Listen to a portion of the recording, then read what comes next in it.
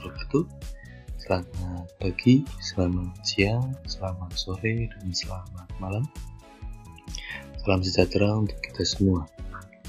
Pada kesempatan kali ini kita akan belajar tentang unsur kebahasaan teks eksposisi.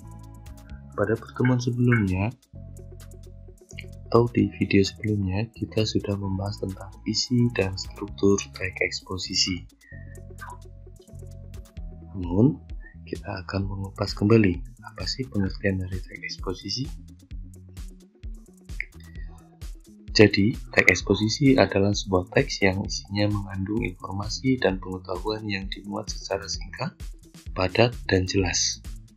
Teks eksposisi memiliki tujuan untuk menjelaskan suatu informasi tertentu agar dapat menambah ilmu dan pengetahuan audiens, sehingga setelah membaca teks diharapkan pembaca akan mendapatkan pengetahuan secara terperinci mengenai suatu hal atau kejadian. Jadi itu adalah pengertian dari teks eksposisi. Selengkapnya silakan kalian lihat di video sebelumnya. Kemudian untuk struktur teks eksposisi itu ada 3. Yang pertama adalah pernyataan pendapat, yang kedua argumentasi, dan yang ketiga adalah penegasan ulang pendapat. Oke, kita akan membahas tentang materi unsur kebahasaan, di mana dalam teks eksposisi itu pasti ada unsur kebahasanya, seperti dengan teks-teks lainnya. Yang pertama, kata teknis, kedua, kata sifat, ketiga, fiksasi, keempat, kalimat aktif, dan yang kelima, kalimat pasif. Pembahasan pertama terkait dengan kata teknis atau istilah. Pengertian dari istilah adalah kata atau frasa yang digunakan sebagai nama atau simbol dan yang dianggap hati-hati mengekspresikan makna suatu konsep, proses, kondisi, atau karakteristik yang unik dalam bidang tertentu, seperti sains, teknologi, seni, dan sebagainya. Jika topik tentang kebahasaan, maka istilah-istilah yang muncul dalam teks tersebut adalah ragam bahasa baku, kaidah bahasa, berbahasa Indonesia yang baik dan benar, makna, bahasa asing, bahasa gaul, dan lain sebagainya. Jadi untuk kata teknis ini itu berkaitan dengan sub ilmu pengetahuan. Misal bahasa Indonesia, berarti di situ nanti akan membahas tentang kaidah bahasa, kemudian ragam bahasa, kemudian unsur-unsur bahasa, ada morfologi, fonologi, sintaksis, dan lain sebagainya. Untuk lebih lengkapnya, kita akan melihat contoh dari kata teknis.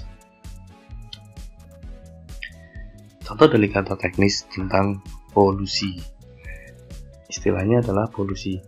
Itu maknanya adalah pengotoran tentang air, udara, dan sebagainya, atau pencemaran. Itu yang dinamakan dengan kata teknis terkait dengan polusi. Yang kedua, habitat.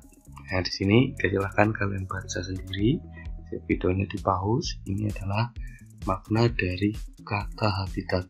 Jadi kata teknis tentang polusi memiliki makna seperti ini. Kemudian kata teknis tentang habitat memiliki makna yang ada di bacaan ini. Ini juga masih ke dalam kata teknis ya. Jadi silahkan kalian cari mungkin kata-kata yang dianggap sulit. Itu kalian bisa cari di Google atau di KBBI. Contoh yang ketiga terkait dengan kata teknis adalah perubahan iklim. Nah, di sini ada pengertian dari perubahan iklim. Perubahan jangka panjang dalam distribusi pola cuaca secara statistik sepanjang periode waktu mulai dasawarsa hingga jutaan tahun. Istilah ini bisa juga berarti perubahan keadaan cuaca rata-rata atau perubahan distribusi peristiwa cuaca rata-rata. Contohnya, jumlah peristiwa cuaca ekstrim yang semakin banyak atau sedikit. Nah, ini terkait dengan kata teknis perubahan iklim. Ketika kalian cari, pasti akan menemukan makna seperti ini. Itu juga pada contoh keempat, kelima, 6, 7, 8, dan 9. Itu terkait dengan kata teknis. Selanjutnya, kata sifat atau adjektiva. Kata sifat adalah kata yang khusus menerangkan kata benda. Contohnya, dia cantik sekali. Kata cantik adalah kata sifat. kata sifat, sebab menerangkan benda. Iya, tapi kata sekali adalah keterangan karena menerangkan kata sifat cantik. Jadi dari contoh ini dapat disimpulkan bahwasanya ciri-ciri kata sifat itu yang pertama, dapat diberi kata keterangan seperti agak, sangat, paling, atau sekali. Contoh seperti yang tadi. Ini kan ada kata ya cantik sekali, ini termasuk ke dalam kata sifat. Selanjutnya masih contoh dari kata sifat. Nah, contoh dari kata sifat tentang teks eksposisi dengan judul pembangunan dan bencana lingkungan. Ya kan, kalian baca di buku siswa kalian sudah kalian download. Contoh kata sifat serius, memiliki makna sungguh-sungguh, gawat, genting, karena menghadapi bahaya, resiko, akibat, dan sebagainya yang mungkin terjadi. Tuh. Kemudian kata sifat yang kedua ada besar, punah, langka, utama. Silahkan kalian artikan sendiri. Itu adalah contoh kata sifat. Nah, untuk unsur kebahasaan selanjutnya itu tentang afiksasi atau pengimbuhan, di mana afiksasi itu adalah proses pembentukan kata dengan cara pemberian imbuhan baik berupa awalan atau biasa disebut dengan prefix, sisipan, infix, akhiran, sufiks, dan afik gabungan maupun konflik. Nah, kita bahas satu persatu. Mulai dari afiksasi gabungan ya. Afiksasi gabungan adalah gabungan antara awalan dan akhiran yang melekat pada kata bentukan, tidak secara bersama-sama. Jadi konflik adalah gabungan antara awalan dan akhiran yang melekat bersama-sama. Perhatikan contoh berikut. Ada kata kemasyarakatan. Nah, di sini ada awalan ke dan akhiran an. Kemudian kata dasarnya adalah masyarakat. Di sini ada penggabungan antara prefix dan sufiks. Nah, ini gabungan antara prefix dan sufiks. Kemudian digabung masyarakat menjadi kemasyarakatan. Contoh yang kedua, perdamaian. Ini dari kata damai. Ini juga sama, ada gabungan prefix dan gabungan sufiks.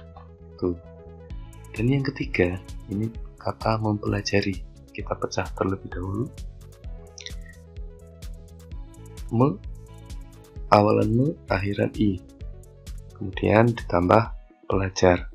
Ini menjadi mempelajari. Kemudian dari kata belajar juga pelajar.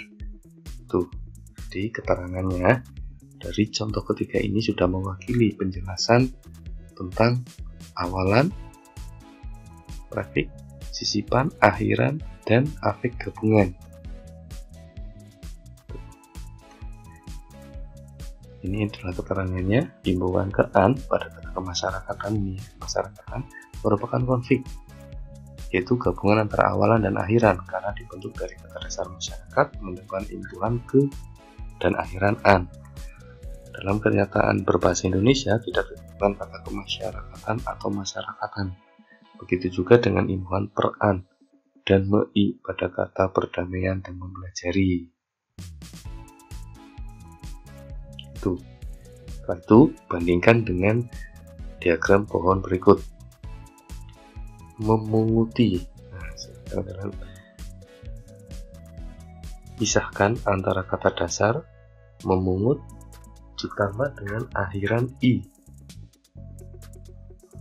Setelah memungut ini juga masih bisa dipecah lagi dari awalan me menambah kata dasar pungut. Jadi ini awal dari memunguti itu adalah dari kata dasar pungut, mendapat awalan me, kemudian setelah itu menjadi memungut, kemudian mendapatkan akhiran i menjadi memunguti. Tuh. Contoh yang kedua, membacakan. Nah, ini dari kata dasar membaca ditambah dengan akhiran kan menjadi membacakan. Setelah itu dari kata membaca, ini dari membaca. Jadi kata dasarnya adalah baca. Itu juga dengan contoh yang ketiga ini sama dengan yang kedua. Kita lihat, imbuhan mei pada kata memunguti bukan merupakan konflik, tapi afik gabungan, sebab dalam kenyataan berbahasa Indonesia ada kata memungut. Nah, ternyata di bahasa Indonesia ini sudah menjadi kata dasar dari kata memungut. Jadi untuk lebih jelasnya, lebih pahamnya, silahkan kalian buat KBBI. Jika tidak memiliki KBBI, silahkan kalian download KBBI di Google, itu banyak sekali. Bahkan sekarang ada KBBI online. Jadi kata memunguti dibentuk dari bentuk dasar memungut diberi akhiran i. Paham ya? Ini jadi kata dasar yang pertama ini dianggap gagal.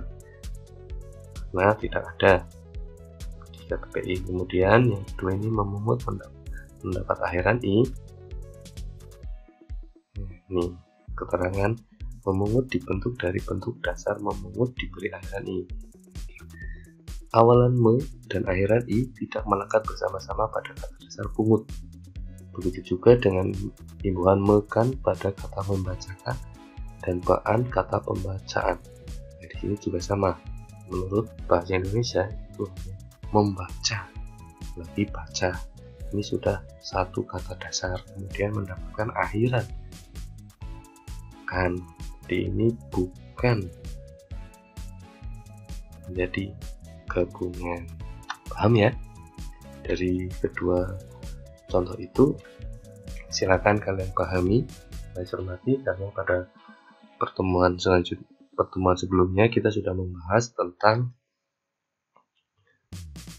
prefix, infix, sufix, dan afix. Ini hanya menambahkan saja.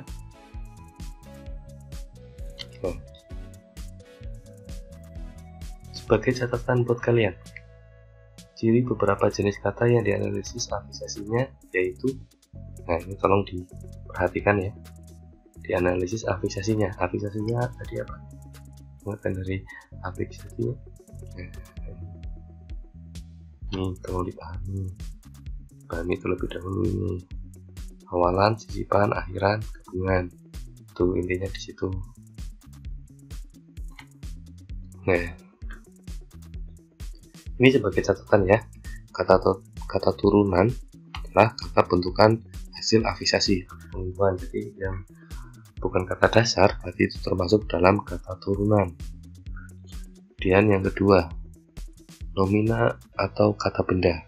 Jadi untuk ciri kata benda itu yang pertama adalah bisa disangkal dengan kata bukan. Contoh, meja menjadi bukan meja, pengadilan bukan pengadilan, kemerdekaan bukan kemerdekaan. Paham ya? Kemudian yang kedua, bisa membentuk konstruksi. Nah, ini kata benda ditambah yang tambah sifat. Contohnya, meja yang kuat. 2. Pengadilan yang jujur. Ini kan jujur kan kata sifat, kuat juga kata sifat. Kemudian di kemerdekaan yang benar. Ini benar juga, ini masuk dalam kata sifat. Kemudian kata bendanya pengadilan dan kemerdekaan. Tuh. Selanjutnya, verba atau kata kerja. Yang pertama, bisa disangkal dengan kata tidak. Jadi tolong diperhatikan, kalau kata benda bisa disangkal dengan kata bukan, sedangkan kata kerja itu disangkal dengan kata tidak. Tidur, tidak tidur, membaca, tidak membaca, bertapa, tidak bertapa. Tuh, seperti pada pembahasan yang pertama ini. Pembahasan yang kedua bisa membentuk konstruksi. Nah, di sini kata kerja ditambah dengan kata sifat. Contohnya, tidur dengan nyenyak, membaca dengan teliti, bertapa dengan tekun. Jadi tidur itu adalah kata kerja. Kita melakukan suatu aktivitas tidur, kemudian ditambah dengan kata sifat. Nyenyak ini termasuk dengan kata sifat. Yang kedua juga sama, membaca dengan teliti juga sama, karena ada kata kerja kemudian ditambah dengan dan kemudian ditambah dengan kata sifat dari teliti tersebut. Paham ya sampai sini ya untuk analisis afiksasinya. Jadi ketika kalian SMP pun sudah mendapat materi ini. Unsur kebahasaan selanjutnya yaitu tentang kalimat aktif. Apa sih pengertian dari kalimat aktif? Kalimat aktif merupakan kalimat yang subjeknya melakukan pekerjaan. Tolong ini diperhatikan ya. Hal ini dapat dikatakan bahwa subjek sedang aktif, yakni aktif melakukan pekerjaan. Ciri umum kalimat aktif adalah menggunakan predikat dengan kata dasar. Sekarang kalian juga catat ini, berimbuhan me dan berimbuhan ber. Jadi untuk kata aktif ini subjeknya itu melakukan suatu pekerjaan. Biasanya subjeknya itu bisa berupa benda atau orang. Tuh. Untuk jenis-jenis kalimat aktif itu ada 4. Yang pertama itu adalah kalimat aktif transitif. Yang kedua kalimat aktif semi transitif. Ketiga kalimat aktif dwi transitif. Dan yang keempat kalimat aktif intransitif. Kita bahas satu persatu. Mulai dari kalimat aktif transitif. Tolong ya, ini diperhatikan. Kalimat aktif transitif adalah kalimat aktif yang predikatnya memerlukan objek. Nah, jadi predikatnya itu memerlukan objek. Mana kalau subjek itu biasa disingkat dengan S, predikat dengan P, dan O itu adalah sebagai objek. Jadi ketika predikatnya memerlukan objek itu dinamakan dengan kalimat aktif transitif.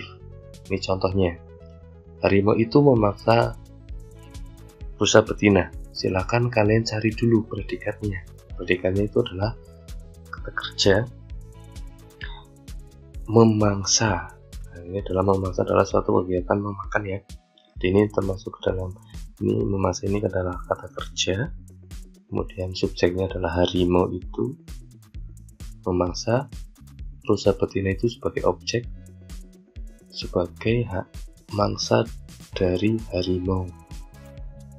Kemudian contoh yang kedua, kemarin ibu membeli sepatu di toko baru. Nah, ini kemarin kata keterangan, kemudian ibu ini sebagai subjek, membeli ini adalah kata kerja predikat ya. Predikatnya ini predikatnya merupakan objek. Nah ini membeli apa? Ternyata membeli sepatu. Nah, ini sudah termasuk ke dalam kalimat aktif transitif. Di toko baru ini adalah keterangan. Paham ya sampai sini ya? Kemudian di contoh yang ketiga, ia membaca buku pelajaran. Yang pertama dicari adalah predikatnya. Oh ternyata predikatnya membaca. Nah ketika membaca itu membaca apa? Ternyata buku pelajaran ini sebagai objek. Jadi ini termasuk ke dalam kalimat aktif transitif. Yang kedua, kalimat aktif semi transitif. Tolong diperhatikan pengertiannya ya. Kalimat aktif semi transitif adalah kalimat yang predikatnya memerlukan pelengkap dan diikuti objek, boleh juga tidak. Nah, jadi di sini harus ada bisa ada pelengkapnya dan bisa ada objeknya dan boleh juga tidak ada pelengkapnya atau tidak ada objeknya. Nah, kita bahas contoh satu persatu. Ringo berlari sangat kencang. Ini Ringo berlari sangat kencang. Di sini kan tidak ada objeknya. Kalau sangat kencang itu kan sebagai pelengkap saja. Kemudian ini bisa dibandingkan dengan contoh yang kedua. Di video itu Brisia bernyanyi merdu.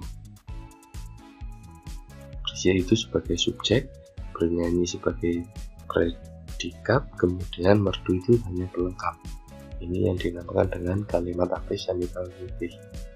Kemudian yang ketiga, adik menulis. Nah, jika pada kalimat yang pertama ini ia membaca, berarti itu termasuk ke dalam kalimat aktif semi transitif. Tuh, paham ya? Karena ini tidak ada objeknya. Kalau di sini ada objeknya, adik menulis, contohnya adik menulis puisi. Ini kan pasti ada objeknya. Atau adik menulis cerita ini. Ini ada objeknya. Nah, ini termasuk ke dalam transitif. Tapi kalau hanya adik menulis itu hanya sebagai kalimat aktif semi transitif. Paham ya sampai sini? Dan yang ketiga kalimat aktif dwi transitif. Kalau ini kalimat yang memerlukan objek dan pelengkap. Jadi di sini lengkap, kebalikannya dari semi transitif ini. Boleh ada, boleh tidak. Tapi kalau ini harus, dwi transitif itu harus ada objek dan pelengkapnya. Contoh, ayah membacakan adik sebuah dongeng. Kalau ini hanya sebagai ayah membacakan, itu dinamakan kalimat aktif transitif. Tapi kalau ayah membacakan adik sebuah dongeng, itu kan ada objeknya, kemudian ada pelengkapnya ini. Berarti termasuk ke dalam dwi transitif ini. Contoh yang kedua ya, paham ya untuk yang pertama ini. Dan yang kedua, Duta mengajari Eros pelajaran matematika. Nah, kalau hanya sampai Duta mengajari Eros, itu dinamakan transitif. Tapi kalau ada pelengkapnya, pelajaran matematika, ini akan berubah menjadi kalimat aktif dwi transitif. Artinya dua. Dwi kan itu dua. Jadi dari pengertian saja itu bisa kalian pahami. Dua di sini itu adalah objek dan pelengkap.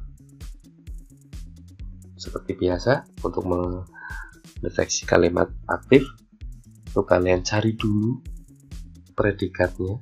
Kemudian setelah predikat itu, jika membutuhkan objek, itu berarti transitif. Kalau semi transitif itu tidak memerlukan objek atau boleh ada objeknya. Nah, sedangkan kalau dwi transitif berarti dua, objek dan pelengkap. Tuh. Untuk contoh yang ketiga, ibu menjahitkan adik saya baju baru.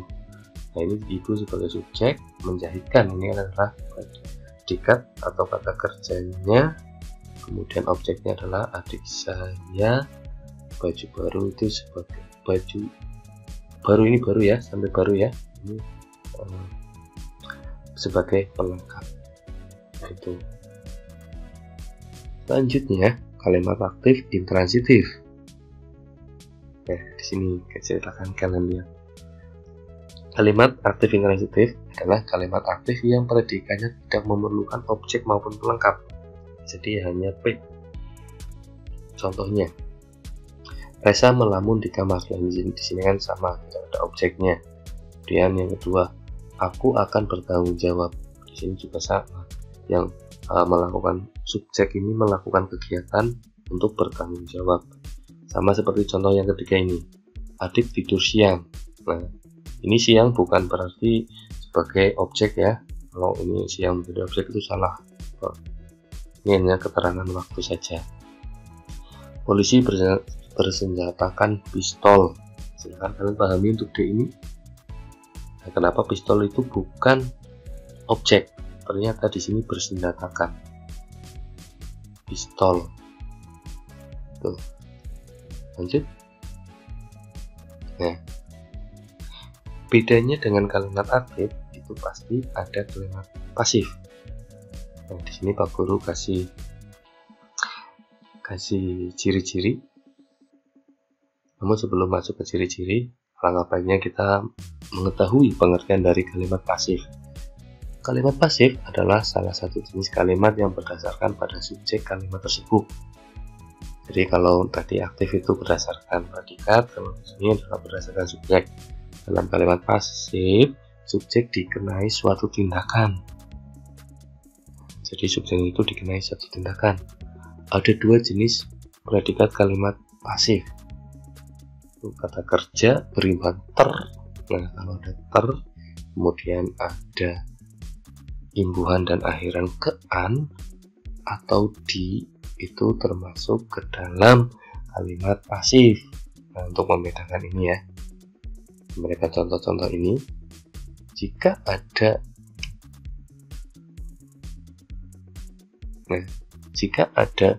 imbuhan ter kerjanya, kemudian ke an atau di, itu termasuk ke dalam pasif. Kemudian untuk yang kedua ada pasif persona, yaitu gabungan kata ganti dan kata kerja. Sudah dijelaskan tadi. Itu. Ini juga sebagai tambahan ciri-ciri kalimat pasif dalam bahasa Indonesia. Subjek berperan sebagai pelaku yang dikenai suatu perbuatan. Subjek itu adalah tokohnya atau yang melakukan pekerjaan, tapi kalau aktif itu kan melakukan suatu pekerjaan.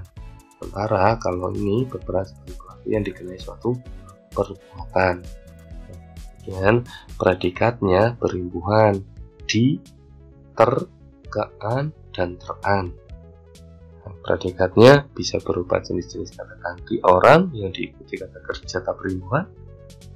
Itu juga termasuk ke dalam ciri-ciri kalimat pasif. Dan yang keempat, objek pada kalimat pasif adalah subjek pada kalimat aktif. Nah, ini dibalik. Jadi dibalik antara objek pada kalimat pasif itu objeknya ya, tapi kalau coba di kalimat aktif itu sebagai subjek pada kalimat aktif. Tuh. Dan yang terakhir biasanya terdapat kata oleh atau dengan di dalam. Ini ada kata oleh atau dengan itu kemungkinan pasif. Baru kemungkinan ya, karena harus dianalisis dulu. Contoh di sini. Buku ini aku pinjam. Ini predikatnya sebagai pasif persona.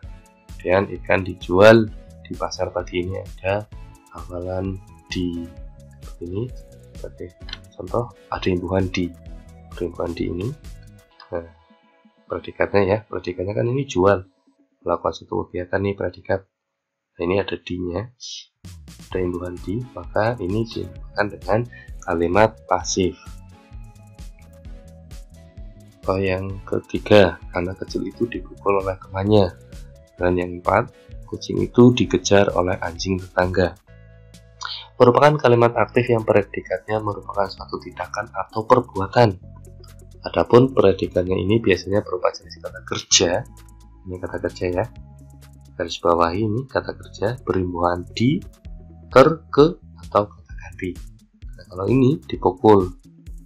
Ini kan dari kata kerja pukul karena melakukan suatu kegiatan pukul. Kemudian yang contoh yang kedua ini dikejar, kata kerja kejar, kemudian mendapat imbuhan di ini dinamakan dengan kalimat pasif dalam bahasa Indonesia.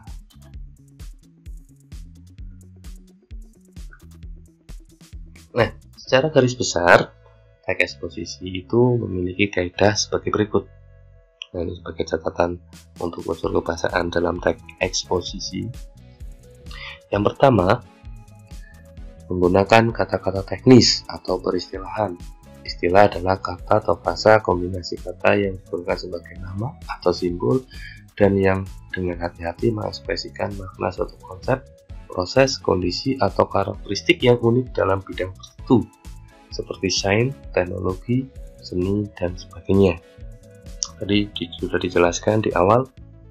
Kemudian yang kedua, menggunakan kata-kata yang menunjukkan hubungan penyebaban untuk menyatakan suatu yang argumentatif atau hubungan kausalitas.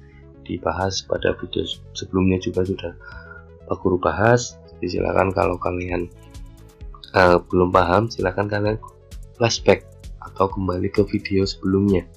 Kemudian kalian cari materi tentang yang kalian tidak tahu di sini. 3. Menggunakan kata-kata yang menyatakan hubungan temporal. Sebelum itu, kemudian, pada akhirnya, sebaliknya, ataupun perbandingan. Sementara itu, sedangkan berbeda halnya, namun kata-kata itu digunakan untuk menyampaikan urutan argumentasi atau fakta ataupun penentangan terhadap argumen lainnya. Dan ciri kebahasaan dari teks eksposisi yang keempat, menggunakan kata kerja netral. Yakni kata kerja yang menyatakan kegiatan abstrak sebagai bentuk aktivitas pikiran. Ini adalah aktivitas pikiran manusia dalam beraktivitas. Yang kelima, menggunakan kata-kata perujukan seperti seperti menurut, berdasarkan, merujuk, dan lain sebagainya. Dan yang terakhir, kata-kata persuasif. Ini juga sudah dibahas pada video sebelumnya. Seperti ada kata hendaklah, sebaiknya, diharapkan, perlu, harus, dan seharusnya. Itu untuk menambah wawasan dan pengetahuan kalian, akan sampaikan contoh analisis unsur kebahasaan pada teks eksposisi. Ini hanya sebagai imbuhan saja ya. Dari kata turunan penipisan. Kalau kata turunan itu berarti sudah mendapatkan imbuhan. Ini termasuk nomina. Kemudian mendapatkan imbuhan pe dan an dari kata dasar tipis. Kemudian termasuk ke dalam jenis adjektiva. Terus silahkan kalian pahami untuk yang kedua, ketiga, keempat. Kalau sudah mendapatkan imbuhan berarti dinamakan dengan kata turunan. Kalau belum berarti masih dalam kata dasar. Dan ini jenisnya adjektiva. Sampai sini dapat dipahami. Semoga kalian bisa mencerna apa yang sudah Pak Guru ajarkan melalui video ini ya. Mohon maaf jika sedikit membingungkan, karena unsur kebahasaan itu memang perlu pemikiran dan pemahaman yang ekstra. Tapi tidak apa-apa jika kalian sering membaca, maka kalian akan lebih cepat memahami tentang kebahasaan yang ada di dalam pelajaran bahasa Indonesia. Sebagai literasi kalian di akhir pembelajaran, seperti biasa Pak Guru akan menyampaikan glosarium. Di sini ada analisis, argumentasi, fauna, flora, global, indikator, kritis, logis, proteksionisme. Nah, mungkin ini kata-kata baru bagi kalian. Jadi proteksionisme ini adalah pola sikap atau kecenderungan suatu negara untuk memberikan perlindungan bagi hasil produksi dalam negeri dengan mengambil langkah membatasi masuknya barang impor. Jadi kebijakan ini adalah membatasi impor. Itu disebut dengan kebijakan proteksionisme. Dan glosarium selanjutnya ada sektor, tesis, universal, valid. Silahkan kalian baca, jangan lupa di pause ya. Untuk glosarium ini kalian baca karena mungkin ini adalah bahasa-bahasa baru di SMA yang mungkin kalian itu belum paham atau sudah paham, tapi ini sebagai tambahan saja untuk literasi kalian. Itu pembahasan dari saya, kurang lebihnya mohon maaf. Semoga kalian tetap sehat, bahagia. Salam buat keluarga di rumah ya. Semoga dalam keadaan sehat juga dan lindungan Allah Subhanahu wa taala. Amin. Sekian dari Pak Guru, kurang lebihnya mohon maaf. Wabillahi taufiq wal hidayah. Wassalamualaikum warahmatullahi wabarakatuh.